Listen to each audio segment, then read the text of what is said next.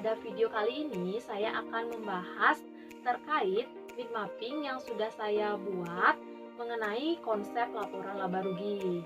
Nah, untuk teman-teman semuanya, yuk kita sama-sama untuk menyimak penjelasan video berikut ini. Selamat menonton. Nah, untuk posisi kiri saya itu terdapat pengertian dari laporan laba rugi, diikuti dengan komponen-komponen laporan laba rugi, ada rasio keuangan, pengertian rasio profitabilitas, dan jenis-jenis rasio profitabilitas. Sedangkan pada posisi kanan saya terdapat bentuk-bentuk laporan laba rugi, manfaat dari laporan laba rugi, dan keterbatasan dari laporan laba rugi itu adalah suatu laporan keuangan yang di dalamnya menjelaskan tentang kinerja keuangan pada suatu perusahaan dalam satu periode tertentu. Nah, biasanya laporan laba rugi ini digunakan oleh para investor untuk menentukan profitabilitas dan nilai investasi. Nah, selain itu, laporan laba rugi ini juga membantu dalam memprediksi jumlah arus kas masa mendatang. Nah, untuk komponen-komponen laporan laba rugi itu terdiri dari pendapatan, biaya, dan laba. Selanjutnya yaitu ada rasio keuangan. Nah, rasio keuangan ini digunakan untuk mengukur kinerja keuangan pada suatu perusahaan. Nah, rasio-rasio keuangan ini terdiri dari rasio likuiditas, rasio solvabilitas, rasio aktivitas, rasio profitabilitas, rasio pertumbuhan, dan rasio penilaian.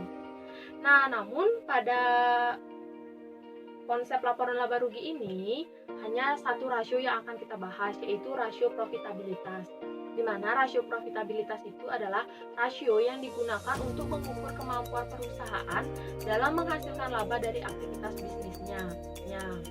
Nah, jenis-jenis rasio profitabilitas itu dibedakan menjadi 4. Yang pertama ada gross profit margin, di mana gross profit margin itu merupakan rasio yang digunakan untuk mengukur efisiensi pengembalian harga pokok. Yang kedua yaitu ada net profit margin, yaitu ukuran keuntungan dengan membandingkan laba setelah bunga dan pajak dibandingkan dengan penjualan.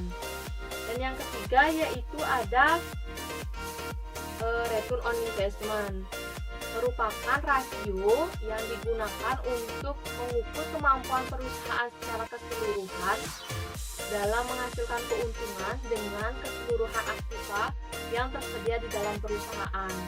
Kemudian yang terakhir yaitu ada return on equity, di mana rasio ini memperlihatkan sejauh mana perusahaan dalam mengelola modalnya dan mengukur tingkat keuntungan dari investasinya. Di kanan saya yaitu terdapat bentuk laporan laba rugi.